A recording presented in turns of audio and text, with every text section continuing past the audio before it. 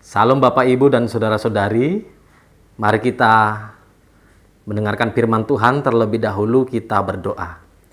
Ya Tuhan Allah kami yang kami sembah dalam Yesus, kiranya anugerah dan kasih-Mu yang menolong kami untuk mendengar kebenaran sabda-Mu. Di dalam nama Yesus kami berdoa. Amin. Firman Tuhan untuk kita semua dari kitab 2 Korintus pasal 4 ayat 1 sampai 6 demikian. Oleh kemurahan Allah kami telah menerima pelayanan ini. Karena itu kami tidak tawar hati. Tetapi kami menolak segala perbuatan tersembunyi yang memalukan. Kami tidak berlaku licik dan tidak memalsukan firman Allah. Sebaliknya kami menyatakan kebenaran dan dengan demikian kami menyerahkan diri kami untuk dipertimbangkan oleh semua orang di hadapan Allah. Jika Injil yang kami beritakan masih tertutup juga, maka ia tertutup untuk mereka yang akan binasa, yaitu orang-orang yang tidak percaya, yang pikirannya telah dibutakan oleh ilah zaman ini, sehingga mereka tidak melihat cahaya Injil tentang kemuliaan Kristus, yang adalah gambaran Allah. Sebab bukan diri kami yang kami beritakan, tetapi Yesus Kristus sebagai Tuhan, dan diri kami sebagai hamba-Mu karena kehendak Yesus. Sebab Allah yang telah berfirman, dari dalam gelap akan terbit terang. Ia juga yang membuat terangnya bercahaya di dalam hati kita, supaya kita beroleh terang dari pengetahuan tentang kemuliaan Allah yang nampak pada wajah Kristus. Amin. Firman Tuhan, tema kita pada hari ini yaitu pelayan Tuhan yang setia. Bagaimana dari tema ini adalah menyerukan untuk kita setia sebagai pelayan Allah. Lalu dalam kehidupan kita masing-masing dengan panggilan yang ada pada pribadi kita masing-masing. Apakah engkau sebagai pendeta atau penatua, atau dalam pekerjaan sehari-harimu berprofesi sebagai PNS atau pegawai swasta. Ketika engkau dalam pekerjaanmu dengan niat yang sungguh-sungguh, dengan ketulusan hati, dengan kejujuran, dengan kebaikan yang kau lakukan, lalu rupanya engkau mendapatkan yaitu tantangan. Apakah yang datang malah hal yang buruk, engkau malah difitnah. Kebaikan yang kau lakukan rupanya malah yang datang adalah cacian dan bahkan penolakan atas dirimu, atas pelayananmu. Bagaimana? Apakah engkau malah menjadi tawar hati? Atau engkau malah menjadi meninggalkan pelayananmu, atau tidak lagi mau untuk hidup jujur, atau tidak lagi mau untuk hidup sungguh-sungguh dalam kebenaran firman Tuhan? Mari kita melihat pengalaman Paulus, seorang rasul dalam pelayanannya di tengah-tengah jemaat yang ada di Korintus. Nah, Bapak, Ibu, dan Saudara-saudari, bagaimana Paulus menuliskan suratnya yang kedua, yaitu 2 Korintus ini, yaitu dengan alasan. Oleh karena setelah Paulus meninggalkan pelayanannya yang ada di Korintus ketika itu, Paulus mendengar bahwa adanya tantangan, bagaimana orang-orang atau pengajar-pengajar sesat yang memburukkan namanya, bahkan menganggap adalah Paulus seorang rasul palsu, akal-akalan. Dan memang bagaimana mereka ketika meminta bukti surat bahwa itu adalah suatu rekomendasi dia sebagai rasul, ternyata ketika itu Paulus tidak dapat memperlihatkan itu. Sehingga inilah menjadi dasar mereka semakin seenaknya, bahkan semakin sadis memfitnah Paulus dalam pelayanannya. Lalu apakah di sini Paulus menjadi tawar hati? Mari kita lihat Bapak Ibu di ayat 1 sampai 2. Bagaimana sikap Paulus dalam menghadapi orang-orang yang memfitnah dia, orang-orang yang membenci dia, bahkan memburukkan namanya di tengah-tengah jemaat yang ada di Korintus. Yang pertama adalah dia tidak menjadi tawar hati. Dia tidak menjadi membenci. Tapi bagaimana dia juga mengajak kepada para pembaca suratnya itu untuk meneliti, untuk melihat bagaimana perilaku perbuatannya sebagai rasul. Sehingga tidak perlu lagi yang ada mau ditutup-tutupi. Dan di sini dia juga tidak gentar. Mengapa dia tidak gentar atau tidak takut? Bukan persoalan dia cuek atau sepele dengan para pengajar-pengajar sesat. Tetapi oleh karena dasar dia adalah sungguh-sungguh melayani jemaat yang ada di Korintus. Mengapa Paulus bisa bersikap demikian dengan berlapang dada? Oleh karena Paulus dalam pelayanannya, dasar pelayanannya adalah itu karena anugerah Allah. Artinya Paulus bisa melayani itu adalah karena anugerah Allah. Bukan karena kepintarannya, bukan karena kehebatannya, tapi semata-mata kasih Allah, anugerah Allah. Sehingga memang dalam pelayanannya adalah pada Allah dia memberitakan tentang Allah. Dan bukan berbicara tentang jasanya atau pribadinya, tetapi tentang Allah.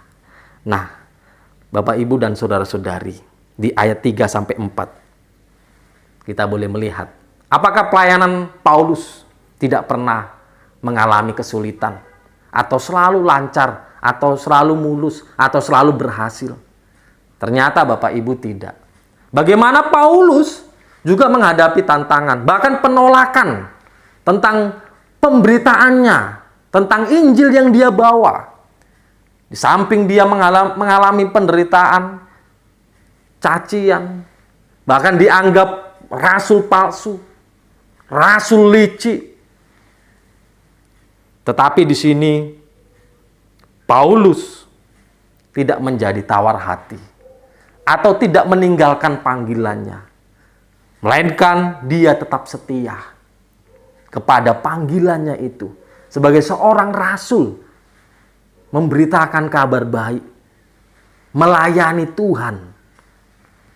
Mengapa Paulus bisa menjadi pelayan yang setia sekalipun tantangan dia hadapi, bahkan penderitaan dia harus alami?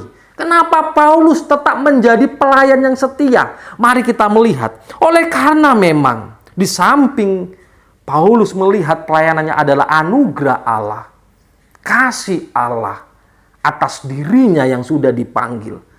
Ternyata Paulus tetap pegang prinsip-prinsip dalam hidupnya sebagai pelayan. Yang pertama apa? Yang pertama adalah dalam pelayanannya Yesus Kristuslah yang dia beritakan, bukan dirinya.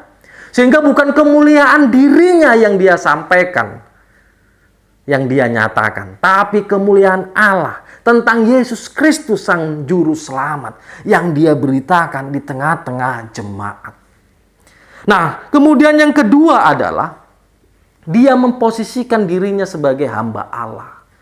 Sehingga dengan dia menjadi hamba Allah, itu artinya dia dengan rendah hati, dia dengan kesungguhan hati.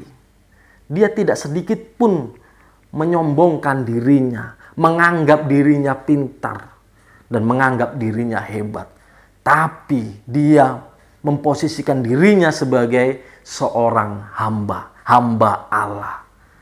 Dalam pelayanannya, dengan kerendahan hati, kesungguhan hati. Lalu yang ketiga, dia tidak bersandar kepada pengertiannya sendiri atau kepintarannya. Apalagi kita tahu dalam profil kehidupan Paulus adalah Paulus dikenal orang yang pintar. Sebelum dia menjadi seorang Kristen, bagaimana Paulus terkenal dengan kepintarannya. Tapi di sini Paulus tidak mengandalkan kepintarannya. Bahkan dia tidak bersandar kepada pengertiannya. Tetapi dia bersandar hanya kepada pengertian Allah. Dia hanya mengandalkan Roh Allah. Roh Allah yang mengajarinya, Roh Allah yang menuntun, membimbingnya, dan Roh Allah yang memampukan dalam pelayanannya. Jadi dari tiga prinsip inilah yang membuat Paulus tetap setia dalam pelayanannya. Nah, Bapak, Ibu, dan saudara-saudari, bagaimana dengan kita? Sebagai pendeta, sebagai penatua, atau sebagai pegawai PNS atau pegawai swasta, atau apapun yang menjadi profesi kita, dalam panggilan kita, bagaimana dalam pekerjaan kita, dalam pelayanan kita, kita mengerjakan untuk Tuhan. Kita melayani untuk Tuhan. Lalu dengan niat yang tulus, niat yang sungguh-sungguh. Karena kita mau memuliakan Tuhan. Rupanya kita harus menghadapi tantangan. Apakah itu fitnahan yang datang? Apakah itu malah kita dibenci? Apakah itu malah kita ditolak? Lalu dengan tantangan-tantangan yang lainnya, apakah kita malah menjadi tawar hati? Memang secara manusiawi, ketika kita niat baik itu kita kerjakan, kita lakukan kepada banyak orang atau kepada seseorang dengan sungguh-sungguh, dengan tulus, rupanya yang datang kepada kita malah hal buruk, malah kita dicurigai, malah kita dicaci maki, atau kita difitnah. Tentu secara manusiawi kita akan jengkel, akan marah. Bahkan jangan-jangan kita malah menjadi sangat kecewa dan kita tidak mau lagi melakukan kebaikan-kebaikan atau hidup jujur.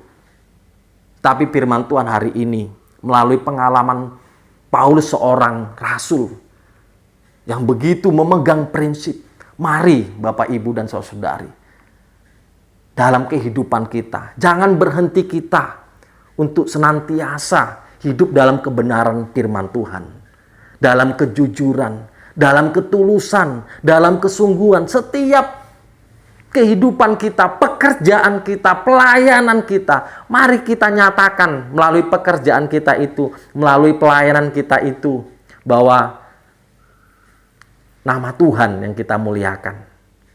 Sehingga sekalipun tantangan itu datang, kita tidak menjadi tawar hati.